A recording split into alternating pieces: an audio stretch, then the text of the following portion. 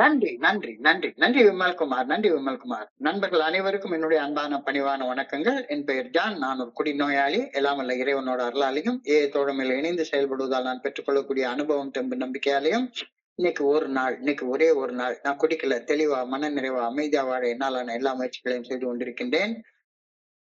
நண்பர் விமல்குமார் குறிப்பிட்டது போல கோயம்புத்தூர் ஒருங்கிணைப்பு குழு மனசாட்சியின் தீர்மானத்தின்படி இந்த 9:30 to 10:30 மீட்டிங்ல நாம 24 hours a day, 24 மணித்துளிகள் ஒரு நாள் அப்படின்ற புத்தகத்துல இருந்து ஒவ்வொரு நாளும் ஒவ்வொரு பக்கமாக எடுத்து வாசிச்சு அதோடைய விளக்கத்தை பார்த்து கலந்தால் சேர்ந்து கூட்டத்தை நடத்தி கொண்டிருக்கிறோம். அதன் தொடர்ச்சியாக இன்னைக்கு நாம அடைஞ்சிருக்கிற பக்கம் ஏப்ரல் மாதம் 5ஆம் நாள். இப்போ முதல்ல இந்த ஏப்ரல் மாதம் 5ஆம் நாள் சிந்தனையை வாசிச்சுட்டு அதற்கப்புறம் அதற்கான விளக்கத்தை பார்த்து கலந்தாய் சேர்ந்து கூட்டத்தை நிறைவு செய்வோம். நண்பர் விமல்குமார் அவர்களை ஏப்ரல் மாதம் 5ஆம் நாள் சிந்தனையை வாசிக்கிறதற்கு அன்போட பணியோடு அழைக்கிறேன். விமல்குமார், ஏப்ரல் 5. Thank you thank you. 24 மணித்துளிகள் ஒரு நாள், ஏப்ரல் 5ஆம் தேதி. ஏய தோழமையின் இன்றைய சிந்தனை. ஏய தோழமையின் செயல் திட்டத்தை செயலாற்ற வைப்பது எது என மக்கள் அடிக்கடி கேட்கின்றார்கள். தன்னை பிரபஞ்சத்தின் மையமாக நினைத்து வாழும் மனப்பான்மையிலிருந்து விடுபட மனிதர்களுக்கு உதவுவதால் ஏஏ தோழமையின் செயல் திட்டம் செயலாற்றுகின்றது என்பது மேற்கண்ட கேள்விக்கான ஒரு பதில்.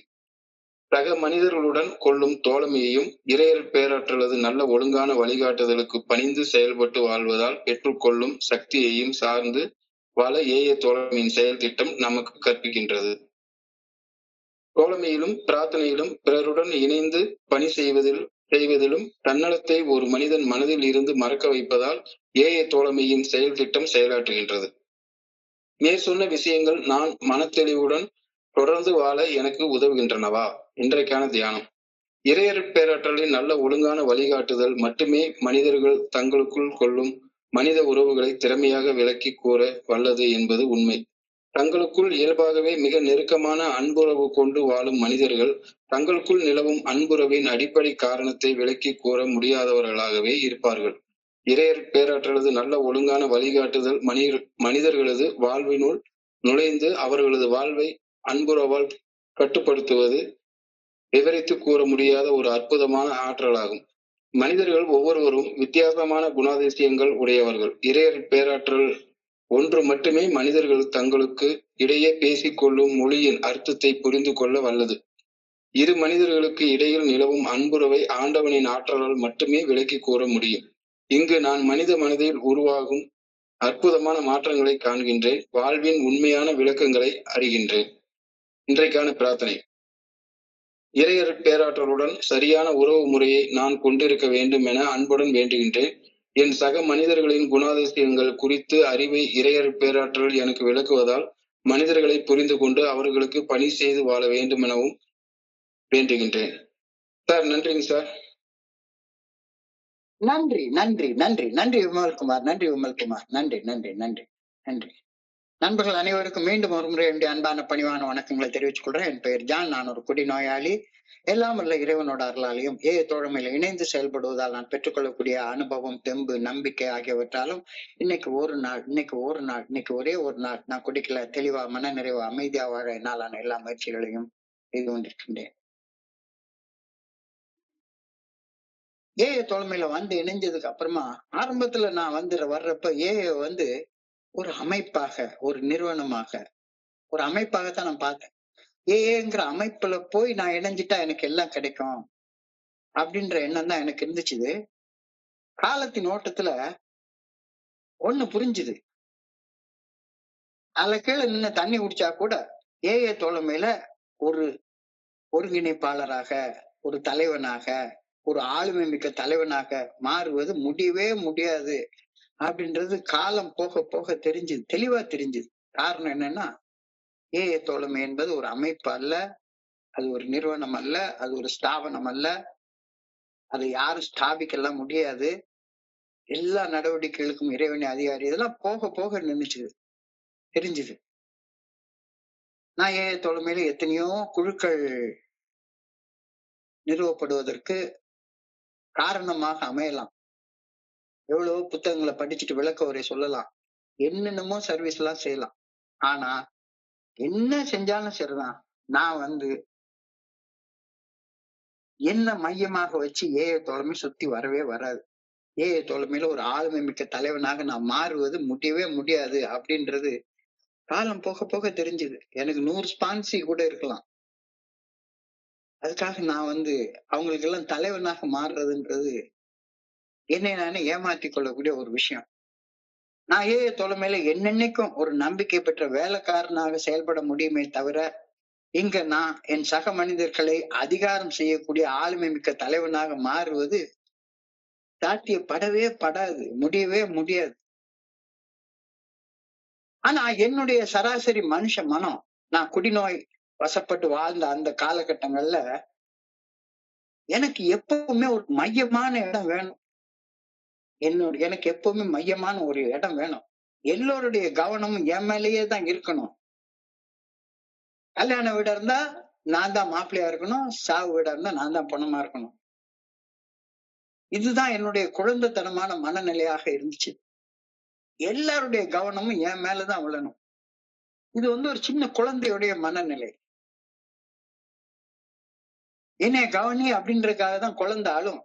தாய் கூட அழுகின்ற பிள்ளைக்குத்தானே பால் ஊட்ட வருவாங்க. நான் இருக்கேன் அப்படின்றத காட்டுறது ஒரு மனுஷனுக்கு அடிப்படை தேவையாக அமைகிறது. ஆனா ஒரு காலகட்டத்துக்கு அப்புறமா நான் இருக்கேன் அப்படின்றத காட்டுறதுக்காக மட்டுமே வாழ்றது ஒரு குழந்தைத்தனமான, முதிர்ச்சி அடையாத, என்னைய கஷ்டப்படுத்தக்கூடிய வாழ்க்கையாக மாறி போயிடும் அப்படின்றது எனக்கு புரிஞ்சுது. ஒரு டைம் எனக்கு இதை விளக்குற மாதிரி ஒரு நிகழ்ச்சி என்னுடைய வாழ்க்கையில நடந்தது. நான் என்னுடைய ரொம்ப நெருங்கிய நண்பனுடைய மகளுடைய கல்யாணத்துக்கு, 2வது மகளுடைய கல்யாணத்துக்கு போக முடியல. ஒரு மாசம் கழிச்சு அந்த குழந்தைக்கு ஒரு gift வாங்கிட்டு என் ஃப்ரெண்ட் வீட்டுக்கு போயிருந்தேன். அப்போ எனக்கு அவன் அந்த குழந்தையுடைய கல்யாண போட்டோஸ் எடுத்து என்கிட்ட காட்டினான். ஒரு பெரிய ஆல்பம், ரொம்ப ஆடம்பரமாக தயாரிக்கப்பட்டிருந்த ஒரு ஆல்பம். அந்த ஆல்பத்தை பார்த்தா, அந்த ஆல்பத்துல உள்ள எல்லா போட்டோ ஃப்ரேம்லயும் ஒரு சின்ன பையன் இருக்கான். அந்த பையன் பொண்ணுடைய அக்கா பையன். ஒரு 4 வயசு பையன், சின்ன குழந்தை. எல்லா போட்டோ ஃப்ரேம்லயும் அவங்க அக்கா, அதாவது பொண்ணுடைய அக்கா, அந்த குழந்தைக்கு விதவிதமா சட்டைய போட்டு அனுப்பி விட்டா, அவன் எல்லா போட்டோ எடுக்கிற இடத்துல எல்லாம் நின்னு, நான் இருக்கேன் பாரு, நான் இருக்கேன் பாரு, நான் இருக்கேன் பாருன்னு எல்லாத்துக்கும் காட்டிக்கிறதுக்காக குரங்கு சேட்டை பண்ணிக்கிட்டே இருக்கான். குரங்கு சேட்டை பண்ணிக்கிட்டே இருக்கான். எல்லாரும் அவனை கவனிக்கிறாங்க. ஆனா கொஞ்ச நேரம் கழிச்சு சின்ன குழந்தை யாருக்குள்ள கவனிச்சுட்டே இருப்பா. கொஞ்ச நேரம் கவனம் இருக்கும், அதுக்கப்புறமா மறந்து போயிடும். ஆனா கவனத்தை ஈர்க்கிறதுக்காக அவன் இன்னும் குரங்கு சேட்டை பண்ணிக்கிட்டே இருக்கிறான். அதே மாதிரி சின்ன குழந்தையில என்னுடைய அம்மா என்னைய கவனிச்சாங்க. காலப்போக்குல எவருமே என்னைய கவனிக்கவே இல்லை. அப்ப எவருமே என்னைய கவனிக்கல அப்படின்ன உடனே எனக்கு ஒரு ஐடியா தோணுது. வாயில ஒரு சிகரெட் எடுத்து வச்சு, இந்த ரஜினிகாந்த் மாதிரி கிறுக்குத்தனமா அப்படியே புகைய வளையமா விட்டு, டப்புன்னு தீப்பெட்டியை வச்சு இது பண்ணி ஒரு குரங்கு சேட்டை பண்ணனா, சட்டையை கழட்டி அப்படி போட்டு இப்படி போட்டு என்னமாச்சும் பண்ணனா, எல்லாரும் என்னைய கவனிப்பாங்கல்ல, ரஜினிகாந்த் மாதிரி கவனிப்பாங்கல்ல அப்படின்னு நினைச்சான். அதனால பண்ண வேலைதான் இந்த எல்லா வகையான அடிக்ஷனும். கவன ஈர்ப்பு, கவன ஈர்ப்பு.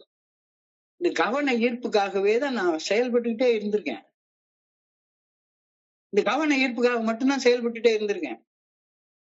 அதனால ஏஐ தோழமையில ஆரம்பத்துல வந்த காலத்துல கூட எனக்கு இந்த கவன ஈர்ப்பு தான் முக்கியமான இருந்தது. என்ன யாருன்னு தெரியுமா உனக்கு? ஒரு ஒரு ஒரு ஒரு குவார்டர் பாட்டில் போட்டு வந்தா நான் யாருன்னு உனக்கு தெரியும்டா அப்படின்ற வார்த்தையை எவ்வளவு தடவை உபயோகப்படுத்திருப்பேன் நானு. குழந்தைத்தனமான மத முதிர்ச்சி அடையாத ஒரு மனநிலை. எல்லாரும் என்னைய கவனிக்கணும், கவனிக்கணும், கவனிக்கணும் அப்படின்ற மனநிலை. ஒரு அழகான பாட்டை ஒரு கவிஞர் எழுதியிருக்கிறாரு. சின்ன சின்ன ஆசை சிறகடிக்க ஆசை அப்படின்ற ஒரு பாட்டு.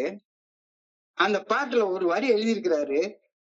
என்னை இந்த பூமி சுற்றி வர ஆசை. எவ்வளவு பெரிய ஆசை பாருங்க. என்னை இந்த பூமி சுற்றி வர ஆசை. இது எவ்வளவு பெரிய இருக்குது. ஆனா எல்லா மனிதர்களுக்கும் அப்படிதான் ஆசை இருக்கு. நான் இந்த மீட்டிங் வந்திருக்கேன், என்னை கவனிக்கணும், என் குரல் கேட்கணும், ஏதாச்சும் ஒண்ணு செய்யணும். இப்போ அதுல கீழே நின்னு தண்ணி குடிச்சா கூட உன்னை எவனுமே கவனிக்க மாட்டான்டா அப்படின்றது எனக்கு புரியவே இல்லை. ரொம்ப காலம் புரியவே இல்லை. ஒண்ணு இந்த பூமி சுத்தி வரவே வராது. நான் இந்த பூமியை சுத்தி பார்க்கணும்னு ஆசைப்பட்டா அது ஒரு நியாயம் இருக்கு. அதுல ஒரு ஒரு ஒரு ஒரு அர்த்தம் இருக்கு. இந்த பூமி என்ன சுத்தி சுத்தி வரணும்னா அது அது சின்ன வேற ஆசை வேறையா. சின்ன சின்ன ஆசை, சிறகடிக்க ஆசை, என்னை இந்த பூமி சுற்றி வர ஆசை. ஆனா இந்த நிறைவேற முடியாத ஆசையோட தான் என்னுடைய குடி நாட்கள்ல நான் வாழ்ந்துட்டு இருந்தேன். ஏஏ தோழமையில வந்து இணைந்த ஆரம்ப நாட்கள்லயும் வாழ்ந்துட்டு இருந்தேன். அனானிமஸ்ன்னு ஏன் பேர் வச்சிருக்காங்கன்னு எனக்கு புரிய கூட இல்ல. அவள மாதிரி குவா குவா குவா குவாக்குன்னு கத்திக்கிட்டே இருக்கிறதா என்னுடைய வேலையாவே இருந்துச்சு. நான் இருக்கிறத எல்லாரும் கவனிக்கணும். காலையில எந்திரிச்ச உடனேயே நான் இருக்கேன் அப்படின்றத கவனிக்கிறதுக்காக அந்த கவன ஈர்ப்பு தீர்மானம் தான் நான் போடுற குட் மார்னிங் மெசேஜ், நான் போடுற எல்லாமே. நான் ஒருத்தர் இருக்கேன், பாருங்க பாருங்க. So, இந்த எண்ணம், என்ன இந்த பூமி சுத்தி வரணும் அப்படின்ற எண்ணம் ஏஏ தோழமையில வந்து இணைஞ்சப்ப சுக்கு நூறாக உடைக்கப்பட்டது. ஏன்னா என்ன சுத்தி என்ன போலவே பைத்தியகாரத்தனமாக பூமி தண்ணியே சுத்தணும்னு நினைச்சுக்கிட்டு இருந்த பல மனிதர்களை நான் இங்க பார்த்தேன். ஆளாளுக்கு அவங்கவங்கள சுத்தியே பூமி வந்துட்டே இருக்கணும் அப்படின்னு நினைக்கக்கூடிய பல மனிதர்களை இங்க நான் பாக்குறேன். அப்ப சிரிப்பு வந்துருச்சு. அட பாவிகளா, என்னடா இது, இப்படித்தான் இருக்கா உலகம். சோ இந்த சிந்தனையை இன்னைக்கு கொடுக்கிறாரு. இதான் முதல் வரியாக கொடுக்கப்பட்டிருக்கிறது. What makes AA program work? AA தோழமை செயலாற்ற எது மையமாக இருக்கிறது? AA works because it gets people away from themselves as the center of the universe. AA தோழமையின் செயல் திட்டத்தை செயலாற்ற வைப்பது எது? எது ஏஏ தோழமையின் செயல் திட்டத்தை செயலாற்ற வைக்கிறது? நான் இந்த பிரபஞ்சத்தின் மையம் அல்ல என்று ஒரு குடிநோயாளியை சந்தேகத்துக்கு இடமில்லாமல் தெளிவாக உணர வைப்பதுதான் ஏஏ தோழமையின் செயல் திட்டத்தை செயலாற்ற வைக்கிறது அப்படின்ற வார்த்தை இன்னைக்கு எழுதியிருக்கிறாரு. நான் இந்த பிரபஞ்சத்துடைய மையம் அல்ல, நான் ஏஏ தோழமையின் மையம் அல்ல, நான் இந்த உலகத்துடைய மையம் அல்ல, என்ன சுத்தி இந்த உலகம் வரல. இந்த உண்மைய எனக்கு சந்தேகத்துக்கு இடம் இல்லாமல் தெளிவாக உணர வைப்பதுதான் ஏஏ தோழமையின் செயல் திட்டத்தையே செயலாற்ற வைக்கிறது. Anonymity is the spiritual foundation of all our traditions. AA program is an ego deflation program. AA தோழமை பரிந்துரைக்கக்கூடிய 12 படிகள் அடங்கிய மீட்படையும் செயல் திட்டம் ஒரு தனி மனிதனுடைய தன்முனைப்பை, அவனுடைய ஈகோவை தகர்த்து எறிவதற்காக பரிந்துரைக்கப்பட்ட செயல் திட்டம். இங்க வந்து மறுபடியும் எல்லாரும் என்னைய கவனிக்கணும், கல்யாண வீடு இருந்தா நான் தான் மாப்பிள்ளையா இருக்கணும், சாவு வீடு இருந்தா நான் தான் படமா இருக்கணும், ஒரு மீட்டிங்லன்னா நான் தான் சேர்பர்சனா இருக்கணும், நான் தான் பேசிட்டே இருக்கணும், எல்லாரும் என்னை கேட்டுட்டே இருக்கணும் அப்படின்ற எண்ணம் வந்து என்னைய கிறுக்கனாக்கி மாத்திவிடும். அந்த எண்ணத்தை விடுறதுக்கு நான் ரொம்ப கஷ்டப்பட்டேன். ஆரம்பத்துல எனக்கு அப்படி இருந்துச்சு. அதுக்கப்புறமா உண்மையிலே ஏக்குள்ளார பெர்ஃபெக்டா அனானிமஸா மாறினதுக்கு அப்புறமாக யார் ஒருத்தன் அனானிமஸா மாறுறானோ அவன் மேலதான் கவனம் விழும் அப்படின்ற மாதிரி. இப்ப எங்க போனாலும் சரிதான், எனக்கு வேண்டாம் சொன்னா வாங்க வந்து பகிர்ந்து கொள்ளுங்க அப்படின்னு என்னைய கூப்பிடுற லெவலுக்கு அந்த ஆன்மீக அடித்தளம் எனக்கு உதவுது அப்படின்றத இன்னும் இப்ப என்னால புரிஞ்சு கொள்ள முடியுது. ஏஏ தோழமையில ஒருத்தனுடைய ஈகோ ஸ்ட்ரெங்தன் ஆச்சுது, ஒருத்தனுடைய தன்முனைப்பு வலுப்பெறுதுன்னா ஏஏல இல்லைன்னு அர்த்தம். ஏஏ தோழமையில ஒரு மனுஷனுடைய தன்முனைப்பு வலுப்பெறுவதற்கு சாத்தியமே கிடையாது. ஏஏ தோழமையுடைய செயல் திட்டத்தின் அடிப்படை சாராம்சமே ஹியூமிலிட்டி, பணிவு. பணிவு இல்லாம இங்க இருக்கவே முடியாது.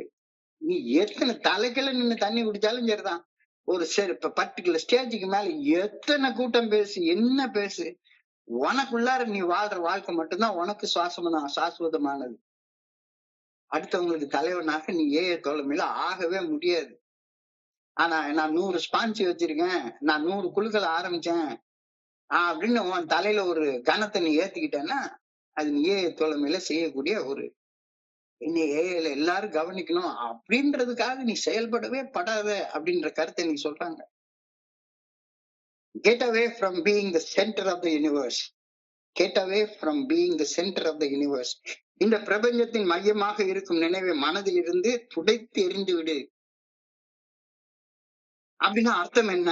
Get away from being the centre of the universe. இந்த பிரபஞ்சத்தின் மையமாக இருக்கும் நினைவே உன் மனசுல இருந்து தொடச்செறிந்து விடு அப்படின்னா அதுக்கு அர்த்தம் என்ன?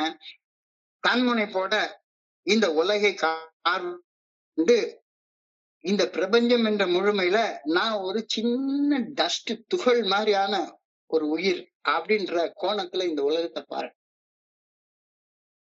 என்ன பண்ணினாலும் சரிதான். இந்த உலகத்துல 600 கோடி மக்கள் இருக்காங்க. இந்த 600 கோடி மக்கள்ல நான் ஒரு சின்ன தூசி மாதிரி ஒரு மூலையில இருக்கக்கூடிய ஒரு ஆளு. ஒரு சின்ன துகள், ஒரு சின்ன துகள், மிக மிக சிறிய துகள். ஆனா நானும் இந்த பிரபஞ்சத்தை இயக்கும் இறையர் பேராக்களால் இயக்கப்படக்கூடிய ஒரு சின்ன உயிர் அப்படின்ற உண்மையை மறக்க தேவையில்ல. என்னைய இந்த பிரபஞ்ச ஆற்றல் இயக்குகின்றதை ஒழிஞ்சு நான் இந்த பிரபஞ்சத்தை இயக்கல. பிரபஞ்சத்தோடைய பெரிய வாஸ்ட்னஸ்ல நான் ஒரு சின்னது அப்படின்றத புரிஞ்சு கொள்றது. அதைத்தான் get away from being the centre of the universe. இந்த பிரபஞ்சத்தின் மையமாக இருக்கும் நினைவே மனசுல இருந்து தொடச்சேரி. என்ன அறியாம நான் என்னை பத்தி மட்டுமே நினைச்சுக்கிட்டே இருக்கிறேன். இந்த மிகப்பெரிய உண்மைய தோழமை எனக்கு உணர்த்தியது. அப்ப இந்த மனநிலையை, அதாவது நான் சாதாரணமான ஒரு அனானிமஸாக இருக்கக்கூடிய மனநிலையை பெறுவது எப்படி? நீ சாதாரண மனுஷன் அப்படின்ற அந்த தன்னுணர்வோட எல்லா மனிதர்களையும் இணைய உள்ள ஒரு சாதாரண மனுஷனாக நான் வாழ்ந்து கொண்டிருக்கிறேன் அப்படின்ற எம்பத்தியோட, அன்னந்தாம் உணர்வோட, இறைவன் தான் என்னை இயக்குகின்றார் அப்படின்ற நன்றி உணர்வோட, என்னுடைய சக மனிதர்களுக்கு பணி செய்யவே நான் படைக்கப்பட்டிருக்கிறேன் அப்படின்ற அந்த படைப்பின் நோக்கத்தோட நான் வாழும்போது இந்த இதுகள்லாம் எனக்கு உணர்த்தப்படுகின்றது. சோ எப்படி எப்படி நான் how can I get away from being thinking that I am the center of the universe? இந்த பிரபஞ்சத்தின் மையமாக இருக்கும் நினைவை மனசுல இருந்து தொடை தெரிகிறது எவ்வாறு? முதல்ல கல்டிவேட் அவேர்னஸ். நல்ல கொஞ்ச நேரம் கண்ணை மூடி உனக்காக உள்ள அந்த 3க்கு 3 புனிதமான இடத்துல, புனிதமான மௌனத்துல உட்கார்ந்து பாரு. நீ யாரு? சாதாரண மனுஷன். சாதாரண மனுஷன், இறைவனால் இயக்கக்கூடிய ஒரு உயிர். நீ இறைவன் இல்ல. நீ யாரையும் இயக்கல. நீ எந்த இயக்கத்துக்கும் தலைவர் கிடையாது. தோழமை ஒரு இயக்கமா இருந்தால அந்த இயக்கத்துக்கு தலைவராக மாற முடியும். அது இயக்கமே இல்ல, அது ஒரு அமைப்பே இல்ல. அமைப்பு இல்லாத ஒரு இடத்துல அமைப்பாளராக நான் எப்படி மாற முடியும்? Cultivate that awareness. தன்னுணர்வை, விழிப்புணர்வை வளர்த்துக்கொள். ரீஃப்ரேம் யுவர் தாட்ஸ் அப்படின்னு சொல்றார். Reframe your thoughts. உன்னுடைய சிந்தனையை சீரமைத்துக்கொள். நான் தான் இந்த மையம், எல்லாத்துக்கும் என்னாலதான் இந்த கூட்டம் நடக்குது. நான் இந்த கூட்டத்துக்கு வேலை செய்யக்கூடிய ஒரு முதன்மையான வேலைக்காரனாக இருக்கிறேன்ற எண்ணத்தை விட்டுட்டு இந்த கூட்டமே என்னாலதான் நடக்குது. எஸ், வெளி தோற்றம் அப்படி தெரியலாம். நான் தான் பேசிக்கிட்டே இருக்கிறேன், என்னாலதான் இந்த கூட்டம் நடக்குது அப்படின்னு நான் நினைச்சிட்டு இருந்தேன்னா அது என்னைய சீரழிச்சிரும், எல்லாரையும் சீரழிச்சிரும். Reframe your thoughts. சிந்தனையை சீரமைத்துக்கொள். பிராக்டிஸ் எம்பத்தி. இப்போ இந்த மீட்டிங்ல எத்தனை பேர் உட்கார்ந்துருக்காங்களோ அல்லது இந்த பகிர்வு யார் யார் கேட்க போறாங்களோ எல்லாரும் என்ன மாதிரி சாதாரண மனிதர்கள். தன்னை போல பிறரை எண்ணும் தன்மை, அதான் எம்பத்தி. எல்லாரும் சமமான மனிதர்கள், இறைவனால படைக்கப்பட்ட மனிதர்கள், இறைவனால இயக்கப்படக்கூடிய மனிதர்கள். என்ன போல பிறரை பார்க்கக்கூடிய அந்த பண்பு எனக்கு வரணும். கனெக்ட் இன் ஃபெலோஷிப். எல்லாருக்கூடையும் தோழமையோட இரு. யாராச்சும் ஒருத்தங்க ஒரு கருத்து சொல்றாங்கன்னா அது அவங்களுடைய கருத்து. அந்த கருத்தை அவங்க கொண்டிருக்கிறதுக்கு அவங்களுக்கு கடவுள் உரிமை கொடுத்திருக்கிறார். யாராச்சும் ஈகோவோட இருக்காங்க, நான் தான் இந்த ஏயோடைய தலைவன், நான் தான் இத்தனை குழுக்களை சாத்தி நான் ஆரம்பிச்சு வச்சேன் அப்படின்னு நினைச்சாங்கன்னா நினைச்சிட்டு போறாங்க. அவங்க கூடயும் தோழமையாக இரு. Connect with fellowship. யாரையும் விட பெரியவன் நாங்க நினைக்காத, யாரையோட கீழே உள்ள நான் நினைக்காத, எல்லாரு கூடயும் ஒரு தோழமையோட இருக்க கத்துக்கோ. Feel that interconnection. இந்த பிரபஞ்சத்துல ஆக்சிஜன் இல்லைன்னா நான் செத்து போயிடுவேனே. பிரபஞ்சம் ஒன்றோடு ஒன்று தொடர்புடன் இருப்பதை உணர்ந்து கொள். ஒரு அணுவும் இன்னொரு அணுவோட தொடர்புல இருக்கு. கண்ணுக்கு புலப்படாத ஒவ்வொரு அணுவும் இன்னொரு அணுவோட தொடர்புல இருக்கு. என்னுடைய உடம்புன்றது என்ன அப்படின்னு சொல்லி பார்த்தா 800 கோடி செல்களுடைய கூட்டமைப்பு தான் என்னுடைய உடம்பு அப்படின்றாங்க. 800 கோடி அப்படின்றது இந்த உலக ஜனத்தொகை. இப்ப என் உடம்புல இருக்கக்கூடிய 800 கோடி செல்களுடைய கூட்டமைப்பு தான் என்னுடைய உடம்பு. ஒன்னோட ஒண்ணு இணைஞ்சு எல்லாமே இருக்கு. அந்த இணைச்சு இருக்கிறது இறைவனுடைய ஆற்றல், இறைவனுடைய பேராற்றல். அந்த பேராற்றல் தான் இந்த பிரபஞ்சத்துல இருக்கக்கூடிய சூரியன், சந்திரன், எல்லா கோள்கள், நட்சத்திரங்கள் அத்தனை இருக்கக்கூடிய அந்த பேராற்றல் தான். அந்த பேராற்றல் தான் எனக்குள்ள இருக்கக்கூடிய இந்த 800 கோடி செல்களையும் ஒன்றாக இணைச்சு என்னுடைய உயிரோட ஒரு உடம்பாக வச்சிருக்கிறது. எல்லாமே இறைவனுடைய செயல் தான். Feel that interconnection. Reduce self-centeredness. என்னையே மையமாக வச்சு எல்லாரும் என்னையே கவனிக்கணும் அப்படின்ற எண்ணத்தை மாத்திக்கோ. தன்முனைப்பை குறைச்சிக்கோ, தன்முனைப்பை குறைச்சிக்கோ. Practice mindfulness, practice mindfulness. நிகழ்வறியா நிலையில வாழ்ந்துட்டு இருக்காத, நிகழ்வரி நிலையில வாழ கத்துக்கோ. என்ன இந்த பூமியுடைய மையமாக நான் நினைக்கிறது கற்பனை, அது நிகழ்வறியா நிலை. நிகழ்வரி நிலையில நான் இந்த பூமியுடைய மையம் இல்ல அப்படின்ற அந்த மைண்ட்ஃபுல்னஸோட வாழ கத்துக்கோ. கவனத்தை குவிச்சுக்கோ. ஒண்ணு நீ இப்ப என்ன செய்யறியோ அந்த செயல்ல உன்னுடைய கவனம் முழுக்க குவிஞ்சிருக்கணும். நான் இப்ப ஷேர் பண்ணிட்டு இருக்கேன்னா எனக்கு கொடுக்கப்பட்டிருக்கிற நேரத்துல என்னுடைய கவனம் முழுக்க குவிச்சு இந்த நேரத்துக்காக ப்ரிப்பேர் பண்ற நேரத்துல அந்த புத்தகத்தை படிக்கிறேன்னா அந்த படிக்கிற நேரத்துல என்ன எழுத்து சொல்லியிருக்கு, அந்த எழுத்துடைய அர்த்தம் என்ன அப்படின்றத கவனத்தை குவிக்கணும். Shift your view of you அப்படின்னு சொல்றாங்க. Shift your view of you. நீ பாக்குற கோணத்தை மாத்திக்கோ, நீ பாக்குற கோணத்தை மாத்திக்கோ. என்னுடைய வாழ்க்கைக்கு நான் தான் மையம், ஆனால் நான் பிரபஞ்சத்துடைய மையம் அல்ல. என்னுடைய வாழ்க்கைக்கு நான் தான் மையம். நான் தான் சிந்திக்கிறேன். என்னுடைய வாழ்க்கையில நான் எந்த மனநிலை இருக்கணும் அப்படின்றத நான் தான் நிர்ணயம் பண்றேன். ஆனா என்னை சுத்தி வாழ்ற யாருடைய மனநிலையும் நான் நிர்ணயம் பண்றது இல்ல. இதுல இந்த பகிர்வை கேட்டுட்டு இருக்கிற ஒவ்வொருத்தருக்கும் அவங்களுடைய மனநிலையை அவங்க நிர்ணயம் பண்ண வேண்டியது. இந்த கருத்தை ரொம்ப அழகா சொல்றாங்க. காஸ்மிக் ஸ்கேல் அப்படின்னு சொல்றாங்க. இந்த பிரபஞ்சம் எல்லையற்ற பிரபஞ்சம்.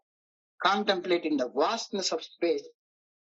இதுக்கு தொடக்கமும் கிடையாது, முடிவும் கிடையாது. எங்க இருக்கு வானம்னு ஒரு பொருளா இருந்த மேகம் ஒரு பொருளானது. ஆனா மேகம் வானத்துல நீந்திருந்ததுனால வானம் என்பது ஒரு பொருளாக இருக்க முடியுமா? வானத்துக்கு எல்லையே கிடையாது, வானத்துக்கு எல்லையே கிடையாது. காஸ்மிக் ஸ்கேல் அப்படின்றாங்க. Contemplate in the vastness of space. I am very small. இந்த ஸ்பேஸ்ல நான் ரொம்ப ஒரு சின்ன துகள் போன்றவன். ஆனா என்ன பொறுத்த அளவுல ஐ ஆம் a significant துகள், முக்கியமான துகள். எனக்கு நான் முக்கியமானவன்.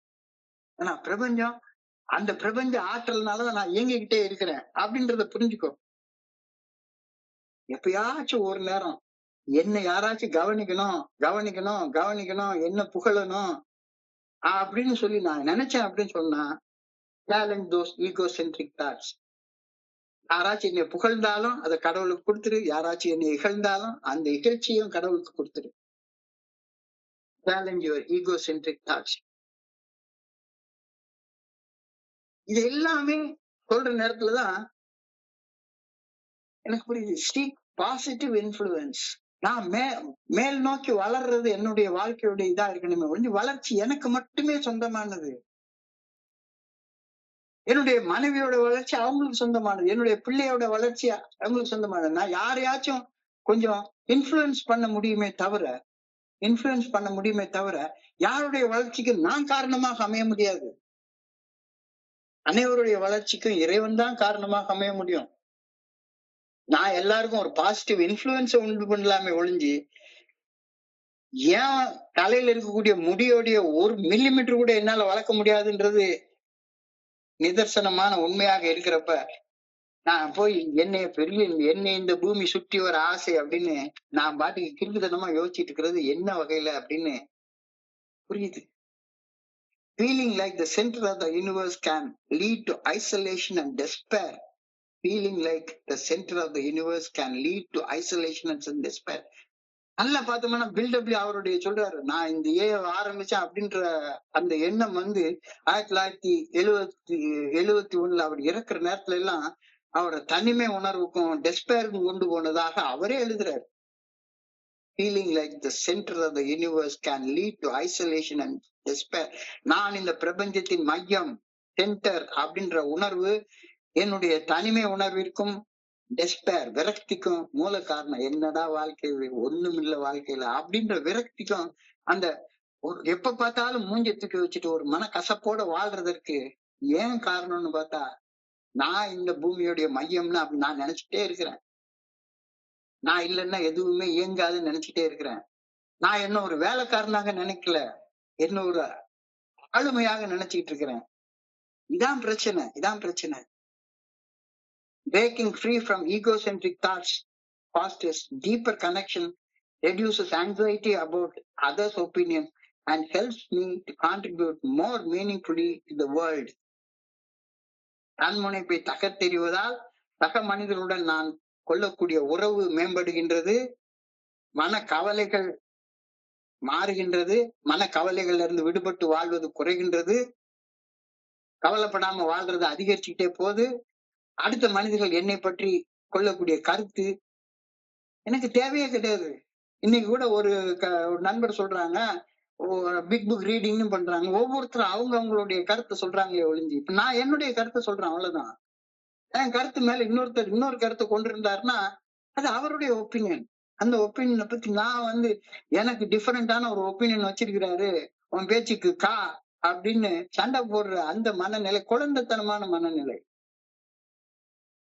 இந்த உலகிற்கு அர்த்தமுள்ள வகையில பணி செய்வது எப்ப அப்படின்னா, நான் இந்த உலகத்துடைய சென்டர் இல்ல அப்படின்றத தெரிஞ்சுக்கிட்டா மட்டும்தான் நீ ஒரு ட்ரஸ்டட் சர்வெண்டாக இருக்க முடியும். அதான் இன்னைக்கு எழுதுற, breaking free from egocentric thoughts fosters deeper connection, reduces anxiety about others' opinion, and helps me to contribute more meaningfully to the world. என்னுடைய இந்த பணி அர்த்தமுள்ளதாக இருக்கணும் அப்படின்னா, நான் வந்து ஒரு வேலைக்காரனா பணி செய்தா மட்டும்தான் அந்த பணி அர்த்தமுள்ளதாக இருக்கும். நான் அடுத்தவங்களுக்கு பாடம் நடத்தக்கூடிய லெக்சரரா, ப்ரொஃபஸராக இருந்தா நான் காலேஜ் வச்சு நடத்தணும். அது ஏன் காலேஜ்ல வச்சு வேணா நடத்திக்கலாம். அதை ஏஏக்குள்ளார வந்து செய்யாத, அதை ஏஏக்குள்ளார வந்து செய்யாத. தன்முனைப்பதை தகர்த்தெறிவதால் சக மனிதர்களுடன் நான் கொள்ளக்கூடிய உறவு மேம்படுகின்றது. தன்முனைப்பை தகர்த்தெரியல அப்படின்னு சொன்னா என்னுடைய மனைவி கிட்ட கூட நான் ஒரு மீனிங்ஃபுல்லான ரிலேஷனை வச்சுக்க முடியாது. கவலைப்படுறதை விட முடியாது. அடுத்த மனிதர்கள் என்ன பத்தி என்ன நினைப்பாங்களோ அப்படின்னு கவலைப்பட்டுக்கிட்டு இருக்கிறத மாத்த முடியாது. இந்த உலகத்துக்கு அர்த்தமுள்ள வகையில பணி செய்ய முடியாது.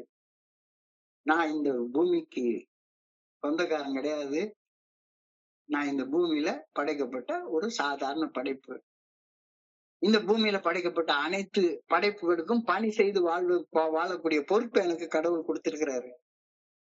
இப்படி செய்யறப்ப I can create richer experience for myself and others. என்னுடைய அனுபவங்களின் வளமை அதிகப்பட ஆரம்பிக்குது ஒவ்வொரு நாளும். ரிச்னஸ் ஆஃப் எக்ஸ்பீரியன்ஸ் அப்படின்ற வார்த்தை இன்னைக்கு அழகா பயன்படுத்துறாங்க. ரிச்னஸ் ஆஃப் எக்ஸ்பீரியன்ஸ், அதாவது என்ன தவம் செய்து விட்டேன் இந்த தோழமையில வந்து சேர்றதுக்குன்றத நிச்சயமாக இதெல்லாம் நான் வந்து எனக்கு கொடுக்கப்பட்ட நேரத்துல பேசுறேன் ஒழிஞ்சு ஒரு மீட்டிங்ல வந்து உட்காந்து நான் வந்து இன்னைக்கு இந்த இடத்த வச்சு அப்படியே பெரிய லெக்சர் அடிச்சிட்டு இருந்தேன்னா அது என் வேலை கிடையாது. எனக்கு இந்த வேலையை கோயம்புத்தூர் ஒருங்கிணைப்பு கொடுத்திருக்கிறாங்க.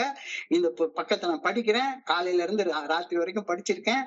படிச்சதுனால என் மனசை கடந்து சென்ற சிந்தனைகளை உங்க கூட பகிர்ந்து கொண்டிருக்கிறேன். I create richer experience for myself and others. என் அனுபவங்களின் வளமை அதிகப்படுகிறது. மன வள கலை அப்படின்னு வேதாந்திரி அவர்கள் சொல்லுவாரு. teach me to rely more on fellowship of others and the strength of God. என்னுடைய அறிவாற்றலை மட்டுமே சார்ந்து வாழாம, என்னுடைய அறிவாற்றலை மட்டுமே சார்ந்து வாழாம என்னுடைய சக மனிதர்களுடைய அனுபவம், அவங்களுடைய தோழமை, அந்த தோழமையில இருந்து கிடைக்கக்கூடிய ஆற்றல், இறையர் பேராற்றல் இருந்து கிடைக்கக்கூடிய ஆற்றல், இதை சார்ந்து வாழ்வதற்கு நான் பழக ஆரம்பிக்கிறேன். எனக்கு ஆற்றல் தோழமையில இருந்து கிடைக்குது. எனக்கு ஆற்றல் இறையர் பேராற்றலின் நல்ல ஒழுங்கான வழிகாட்டுதலுக்கு பணிந்து செயல்படுவதிலிருந்து இருந்து கிடைக்குது. இந்த ரெண்டையும் சார்ந்துதான் நான் வாழ ஆரம்பிக்கிறேனே தவிர என்னுடைய மனித அறிவு ஆற்றல் இந்த ரெண்டையும் சார்ந்து வாழ்றப்ப என்னுடைய தனி மனித ஆற்றல் வந்து கொஞ்சம் கொஞ்சமா ஏறிக்கிட்டே போயிட்டே இருக்குது. என்னடா இந்த மனுஷன் தான் நம்மள மாதிரி ஏஐல தான் இருக்கிறார், இந்த மனுஷன் மட்டும் இந்த புத்தகத்தை ஏன் வித்தியாசம் படிக்கிறாரு அப்படின்னா, சரிதான், இந்த ஆற்றல் எல்லாம் உங்ககிட்ட இருந்து எனக்கு கிடைச்சது, எனக்குள்ளார இருந்து நான் உருவாக்கி கொண்டதல்ல. எனக்குன்னு உருவாக்கி வச்சிருக்கிற புனிதமான இடத்துல, புனிதமான மௌனத்துல சொல்லற சும்மா உட்கார்ந்து இறையருள் பேராற்றலை நல்ல ஒழுங்கான வழிகாட்டுதலை கிரகிச்சு கொள்வதால கிடைக்கக்கூடியதுதான் ஆற்றல். இல்லாட்டி போனா என்னுடைய தனி மனுஷனுக்கு உட்கார்ந்து உளறிக்கிட்டே இருக்கிற ஆற்றல் தான் கிடைக்கும். வெறுமனே சரித்திரத்தை பேசிட்டே இருப்பேன், கதை பேசிக்கிட்டே உட்கார்ந்து இருப்பேன். சரித்திரத்தை பேசுறது கதை பேசுறது ஒண்ணுதான், ரெண்டும் ஒண்ணுதான். கதை பேசுறதுக்காக நான் இங்க வரல. எனவே சார்பு தன்மை எனது தனி மனித அறிவாற்றலை, அதாவது சார்பு தன்மைனா தோழமையை சார்ந்து வாழ்றது, இறைவனை சார்ந்து வாழ்வது, என்னுடைய தனி மனித ஆற்றலை, தனி மனித சிந்தனையின் சக்திய கொஞ்சம் கொஞ்சமா அதிகமாக்கிட்டே போகுது. நான் இந்த பிரபஞ்சத்தின் மையம் அல்ல, நான் பிரபஞ்சத்தின் மையத்தை சுற்றி சுழன்று வாழ்கின்றேன். நான் இந்த பிரபஞ்சத்துடைய மையம் இல்ல, ஆனா நான் இந்த பிரபஞ்சத்தை சுத்தி வாழ்றேன். நீங்க நல்லா பார்த்தோம்னா ஒரு காலத்துல வந்து ஆஸ்ட்ராலஜி எழுதினவங்க வந்து இந்த பிரபஞ்சத்துடைய மையமாக அவங்க பூமியை தான் பார்த்தாங்க. பூமிதான் இந்த பிரபஞ்சத்துடைய மையம், பூமியை சுத்தி சந்திரன் வந்துட்டு இருக்கு, அது ஒரு கோள், சூரியன் பூமியை சுத்தி வந்துட்டு இருக்கு, அது ஒரு கோள் அப்படின்னு தான் பார்த்தாங்க. ஆனா இந்த பூமி தான் சூரியனை சுத்தி வந்துட்டு இருக்கிறது அப்படின்றது பின்னால காலகட்டங்கள்ல தான் தெரிய வந்தது. நான் இந்த பிரபஞ்சத்தின் மையம் அல்ல, நான் இந்த பிரபஞ்சத்தின் மையத்தை சுற்றி சுழன்று வாழக்கூடிய ஒரு சாதாரண துகள். பிரபஞ்சம் என்னை சுற்றி துகளவில்லை, நான் தான் பிரபஞ்சத்தை சுத்தி சுத்தி வர்றேன். சோ பிரார்த்தனையில எனக்குன்னு நான் உருவாக்கி வச்சிருக்கிற புனிதமான இடத்துல, புனிதமான மௌனத்துல சொல்லற சும்மா இருந்து சக மனிதர்களுக்கு பணி செய்யும் வேலைக்காரனாக இருக்கும்போது இந்த உண்மை தெரிய வருகிறது. இல்லாட்டி போனா எனக்கு இந்த உண்மை தெரியவே தெரியாது. நான் தான் எல்லாத்துக்கும் மேல, உன்னையோட பெரிய ஆளு அப்படின்னு நினைச்சுக்கிட்டே உட்கார்ந்துருப்பேன். அந்த நினைப்பு என் பொழப்புக்கு எடுத்துரும். வேண்டாம். அதைத்தான் இன்னைக்கு கேள்வியா கேட்டுக்கிறாங்க. Are these things keeping me sober? நான் இந்த பிரபஞ்சத்தின் மையம் அல்ல என்று உணர்வும் உணர்வு என்னை மனத்தெளிவுடன் தொடர்ந்து வாழ உதவுகின்றதா? ஏஐ தோழமையை வேலை செய்ய வைக்கிறதே இதுதான். ஒவ்வொரு மனுஷனையும் வந்த உடனே ஏஐ தோழமையுடைய மையமாக மாற முடியவே முடியாது. என்ன பண்ணினாலும் சரிதான், எவ்வளவு பெரிய புக் எழுதி இருந்தாலும் சரிதான், பில்டபிள்யூ இந்த ஏஐ தோழமையின் மையம் அல்ல. இந்த ப்ரோக்ராம் தான் மையம், இந்த ப்ரோக்ராம் தான் மையம். நான் இந்த பிரபஞ்சத்தின் மையம் அல்ல என்று உணரும் உணர்வு என்னை மனத்தெளிவுடன் தொடர்ந்து வாழ உதவுகின்றதா? உதவலைன்னா, இன்னமும் நான் இந்த பிரபஞ்சத்தோட மையம்னு நினைச்சிட்டு இருந்தேன்னா, இது புரியல, இன்னமும் நான் தான் மையம், நான் தான் எல்லாரும் என்னை கவனிக்கணும் அப்படின்ற உணர்வோடு நினைச்சிட்டு இருந்தேன்னா தியானத்துக்கு கடந்து போ. நான் எனது ஒவ்வொரு செயலையும் இந்த பிரபஞ்சத்தின் மையமான மனிதன் அப்படின்ற உணர்வோட செய்கின்றேன் என்பதை எனக்கு வேறு யார் உணர்த்த முடியாது. யார் உணர்த்த முடியும்? கடவுள் தான் உணர்த்த முடியும். கடவுள் எப்படி உணர்த்துவாரு? என்னுடைய மனசாட்சியின் மூலமாக உணர்த்துவார், கான்சியன்ஸ் மூலமாக உணர்த்துவார். இறையருள் பேராற்றலின் நல்ல ஒழுங்கான வழிகாட்டுதல் மட்டும்தான் நான் இந்த பிரபஞ்சத்தின் மையம் அல்ல என்பதை எனக்கு உணர்த்தும். God is the great interpreter of human personality. என்னுடைய பர்சனாலிட்டி எப்படி இருக்கு அப்படின்றத கடவுளை தவிர யாரையும் உணர்த்த முடியாது. கடவுள் எங்க இருக்கிறாரு? எனக்குள்ளார இருக்கிறாரு. எனக்குள்ளார மனசாட்சியாக குடிகொண்டிருக்கிறாரு. கான்சியஸ்னஸ் இஸ் காட், பிரஞானம் பிரம்ம.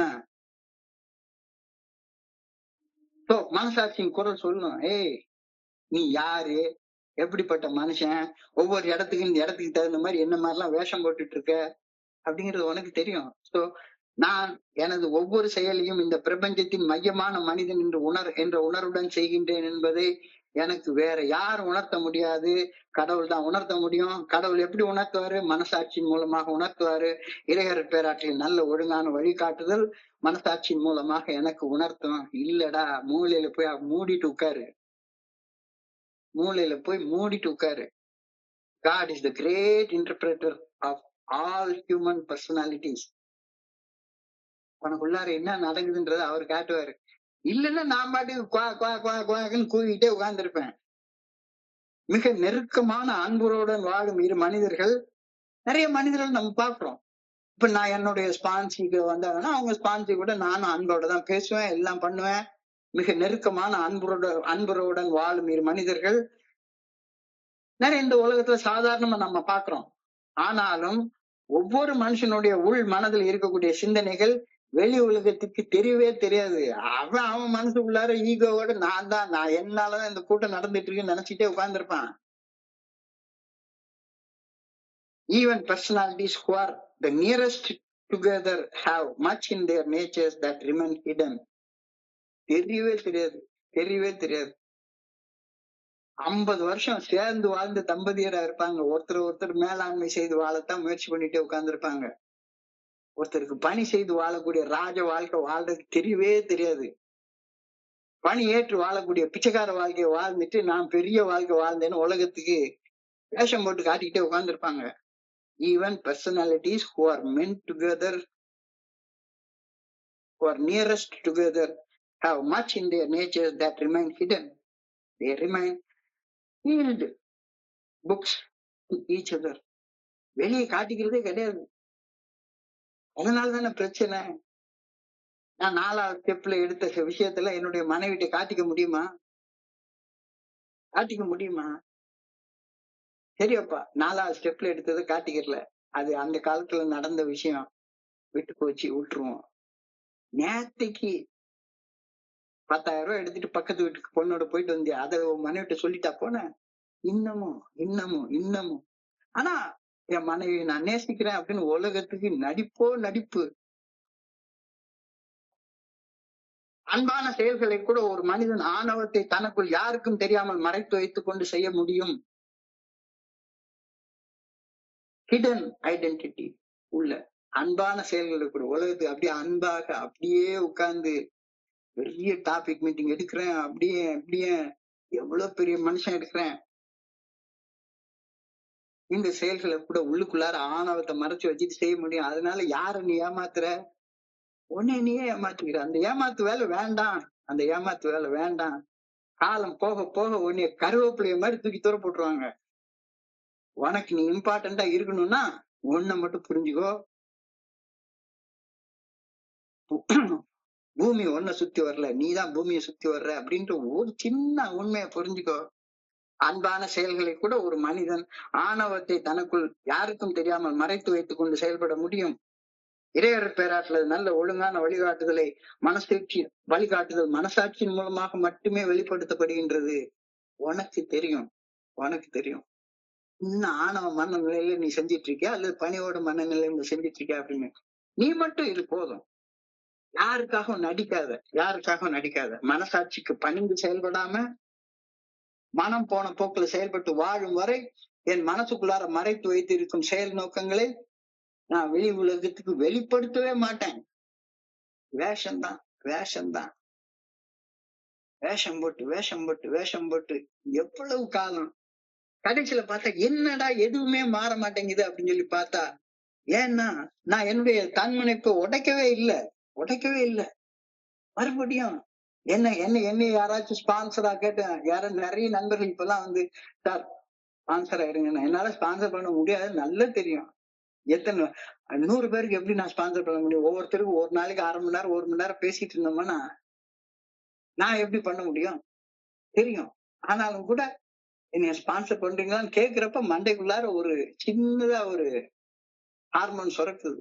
ஆகா, அந்த ஆணவம் என்ற ஹார்மோன் சுரக்குது. வேண்டாம். And only as God enters and controls their lives are mysteries of each other revealed to one another. Each personality is different. ஒவ்வொருத்தரும் இப்ப எனக்கு உள்ள ஆற்றல் என்னுடைய சக மனிதனுக்கு இருக்கும். இப்ப நான் பெரிய இன்ஜினியரிங் தான் படிச்சிருக்கிறேன். ஆனா என் வீட்டுல ஒரு டியூப் லைட் ஃபியூஸா போயிடுச்சுதானே இப்ப எனக்கு ஸ்டூல்ல போட்டு ஏற முடியல, உள்ள என்னன்றதை செய்ய முடியல.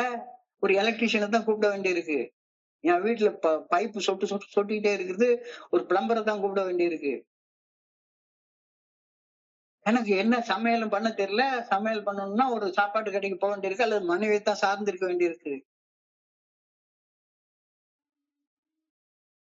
சோ ஏஐ தோழமையில வந்து இணைஞ்சதுக்கு அப்புறம் தான் வாழ்க்கை நிகழவல்ல அதிசயிக்கத்தக்க மாற்றங்களை நான் விளக்கமாக உணர்ந்து கொள்ள ஆரம்பிக்கிறேன். வாழ்க்கை எவ்வளவு அதிசயத்தக்க ஒரு விதத்துல இருக்குது. நிகழ்வுகளை சும்மா உட்கார்ந்து பாரு. சும்மா இரு சொல்லற, சும்மா இரு சொல்லற, சும்மா இரு சொல்லற. பாரு, பாரு. எவ்வளவு அற்புதங்கள் ஒண்ணு சுத்தி நடந்துட்டு இருக்கு. And only as God enters and controls your life, the mysteries are revealed. உன் மனசை வச்சு உன்னைய கண்ட்ரோல் பண்ணிட்டு இருக்கிற வரைக்கும் வாழ்க்கையில நடக்கக்கூடிய அதிசயங்களை உன்னால பார்க்கவே முடியாது. பார்க்கவே முடியாது. You are a different personality. உன் பக்கத்துல இருக்கக்கூடிய மனிதன் ஒரு டிஃபரெண்ட் பர்சனாலிட்டி. நான் ஒரு நண்பர், அவர் கூட கார்ல போறேன். நானும் கார் ஓட்ட தெரியும்னு நினைச்சிட்டு இருக்கேன். அவர் கார் ஓட்டுற அந்த அழகு, லாவகம், அப்படியே ஸ்ட்ரெயிட்டா கொண்டு பார்க் பண்ற நேர்த்தி, இதெல்லாம் பாக்குறப்ப எவ்வளவு அழகா ஓட்டுறாரு அப்படின்னு. அவர் என்னைய பார்த்து, ஏன் இந்த மனுஷன் எப்படா இப்படி வாழ்றாரு அப்படின்னு பாக்குறாரு. ஆனா 2 பேரும் இந்த சமுதாயத்துக்கு நாங்க ஒரு பணியை செய்யறோம், அந்த பணியை நேர்த்தியாக செய்யணும் அப்படின்ற ஒரு நோக்கத்தோட செய்யற நேரத்துல அந்த பணி நாளுக்கு நாள் நேர்த்தி ஆகிக்கொண்டே வருகிறது. God alone understands perfectly the language of each other and can interpret between the two. என்னுடைய லாங்குவேஜ் நான் என்ன பேசுறேன் அப்படின்றது இப்ப எனக்கு எல்லாம் கேக்குறப்ப எல்லாரும் ரொம்ப அற்புதமா பேசுற மாதிரி இருக்கும். ஆனா நான் என் மனசுக்குள்ளார ஆழத்துல என்ன நோக்கத்தோட இதெல்லாம் செஞ்சுட்டு இருக்கேன் அப்படின்றத என்னை இயக்கக்கூடிய அந்த மனசாட்சிக்கு கடவுளுக்கு மட்டும்தான் தெரியும். கடவுளுக்கு மட்டும்தான் தெரியும். அப்ப கடவுளுக்கு பணிஞ்சு நடக்கிறப்ப மட்டும்தான் அற்புதங்கள் நிகழ ஆரம்பிக்கும். இதெல்லாம் ஏஐ தோழமைக்கு வந்து இணைஞ்சதுக்கு அப்புறம் தான் எனக்கு தெரியவே ஆரம்பிச்சது. தெரிஞ்சுக்கோ, தெரிஞ்சுக்கோ. I pray that I may be in the right relationship with God. Prayer சொல்றேன். எனக்கு என் மனசாட்சியின் மூலமாக வெளிப்படுத்தப்படும் நல்ல ஒழுங்கான வழிகாட்டுதலுடன் ஆழமான உறவு முறையை நான் கொண்டிருக்க வேண்டும் என இறைவா உன்னை அன்போடு வேண்டுகின்றேன். மனசாட்சி விருத்தக்கூடிய செயலை செய்யக்கூடாது. மனசாட்சி சரின்ற செயலை செய்யணும். I pray that I may be in right relationship with God. அப்படின்னா சரிதான். God எங்க இருக்காரு? எனக்குள்ளார இருக்கிறாரு. Good orderly direction. அந்த குட் ஆர்டர்லி டைரக்ஷன் மனசாட்சி மூலமாக வெளிப்படுத்தப்படுகிறது. அது கூட எப்பவுமே கான்ஸ்டன்டா நிலையாக ஒரு உறவை கொண்டிரு. இல்லாட்டி போனா நீ உன் அறிவு வந்து என்ன சொல்லும், உன்னை விட எனக்கு அதிகமா தெரியும் அப்படின்னா உலகத்துக்கு காட்டி வாழ சொல்லும். I pray that God will interpret me the personalities of others so that I can understand them and help them. என் சக மனிதர்களின் குணாதிசயம் குறித்த அறிவு எனக்கு கிடையவே கிடையாது. என்ன நான் தெரிஞ்சுக்கிட்டேன்னா அந்த மிரர் மூலமாக என்னுடைய சக மனிதர்களையும் சரியாக புரிந்து கொள்ள முடியும். அந்த புரிந்து கொள்தல் இறைவனால மட்டும்தான் எனக்கு விளக்கி சொல்ல முடியும். மனிதர்களை புரிந்து கொள்ளாமல் அவர்களுக்கு பணி செய்து வாழ்வது சாத்தியப்படாது. சோ மனிதர்களை நான் என்ன புரிந்து கொண்டு என்னை சுத்தி வாழக்கூடிய சக மனிதர்களை புரிந்து கொண்டு அவர்களுக்கு பணி செய்து வாழக்கூடிய அந்த ஆற்றலை எனக்கு கொடு. நான் ஆண்டவா உன்னை வேண்டிக் கொள்கின்றேன். ரொம்ப அழகான கருத்து. சுருக்கமாக இன்றைய கருத்தை நம்ம பார்த்தோம்னா,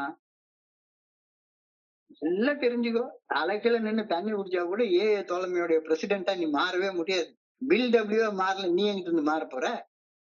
தலைக்கீழ நின்று தண்ணி குடிச்சாலும் சரிதான், 100 குரூப் ஆரம்பிச்சாலும் சரிதான், 1000 பேரை ஸ்பான்சர் பண்ணாலும் சரிதான். அதெல்லாம் உனக்கு நீ செஞ்சுக்கிற வேலையை தவிர, சக மனிதர்களுக்கு நீ செய்யக்கூடிய வேலைக்காரனாக செய்யக்கூடிய பணியை தவிர, ஆளுமையாக தலைவனாக மாறுறது ஏஐ தோழமை என்ன சுத்தி சுத்தி வரணும்னு நினைக்கவே நினைக்காத. நீ சுத்தி சுத்தி வா, நீ சுத்தி சுத்தி வா.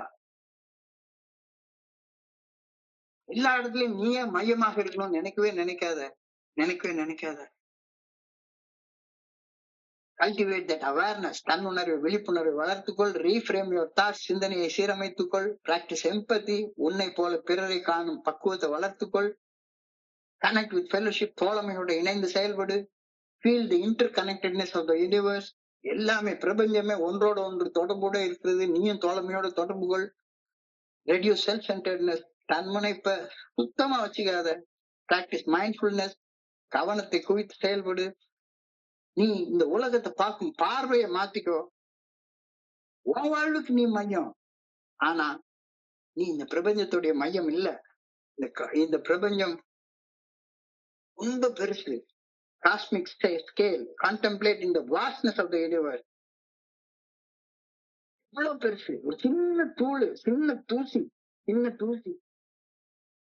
ஆனா என்ன பொறுத்த அளவுல நான் ஒரு முக்கியமான ஆள். ஈகோவோட எதையுமே பார்க்காத. Positive influence.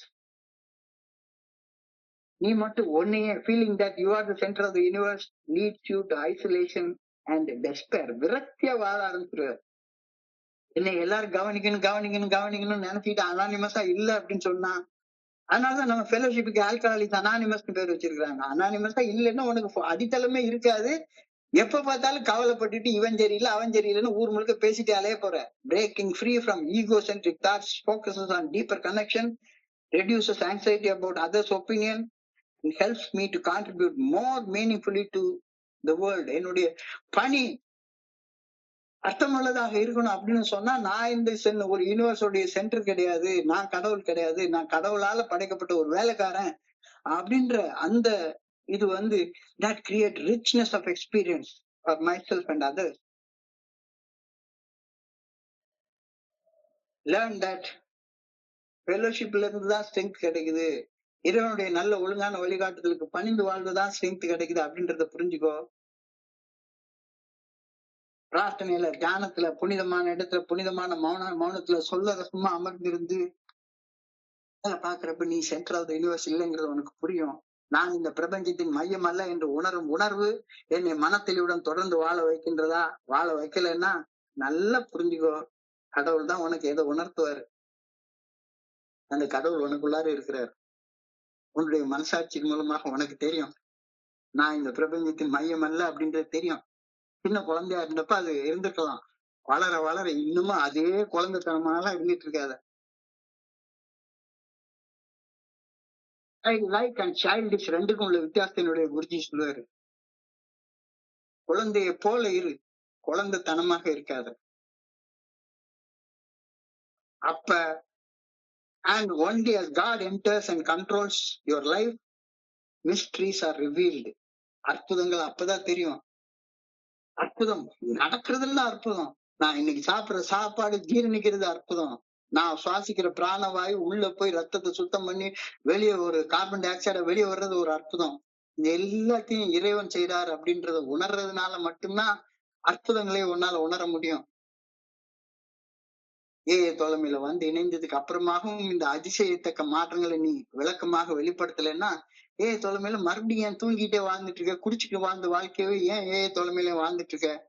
எனக்கு என் மனசாட்சியுடன் வெளிப்படுத்தப்படும் நல்ல ஒழுங்கான வழிகாட்டுதலுடன் ஆழமான உறவு முறையை வளர்த்து கொள்றப்ப வாழ்க்கையை ஒரு அற்புதமாக உனக்கு புரிய ஆரம்பிக்கும். ஐ ஆம் எ மிரக்கிள். நான் ஒரு அற்புதம். புக்களுடைய புக்ல பில்டபிள்யூ எழுதியிருப்பாரு. என் சக மனிதர்களின் குணாதிசயத்தை குறித்த அறிவு, என்ன குறிச்ச அறிவு வந்ததுக்கு அப்புறம் தான் வரும். இறைவனது நல்ல ஒழுங்கான வழிகாட்டுதலுக்கு பணிந்து நான் செயல்படுறப்ப எனக்கு விளக்கமாக பண்ணும். சக மனிதர்களை புரிந்து கொண்டு அப்பதான் உன்னால பணி செய்து வாழ முடியும், உன்னுடைய பணி சிறக்க முடியும் அப்படின்ற கருத்தை இன்னைக்கு தெளிவா சொல்லியிருக்காங்க. சோ இன்றைய பகுதியை படிக்கிறப்ப என் மனதை கணிக்கின்ற சிந்தனைகளை உங்களோட பகிர்ந்து கொள்ள இந்த நல்ல வாய்ப்பு உருவாக்கி கொடுத்த இந்த குழுவிற்கு என்னுடைய மிக பணிவான நன்றிகளை தெரிவித்துக் கொள்றேன். பொறுமையாக கேட்ட ஒவ்வொரு நண்பருக்கும் என்னுடைய பணிவான நன்றிகள். இந்த இரவு பொழுது நண்பர்களுக்கு இனிமையான இரவாக இறைவன பணியோட வேண்டிக் கொள்கின்றேன். நன்றி நன்றி நன்றி நன்றி நன்றி. வாழ்க வையகம், வாழ்க வளமுடன். Thank you very much. Thank you very much. Over to you மேல்குமார். தேங்க்யூ.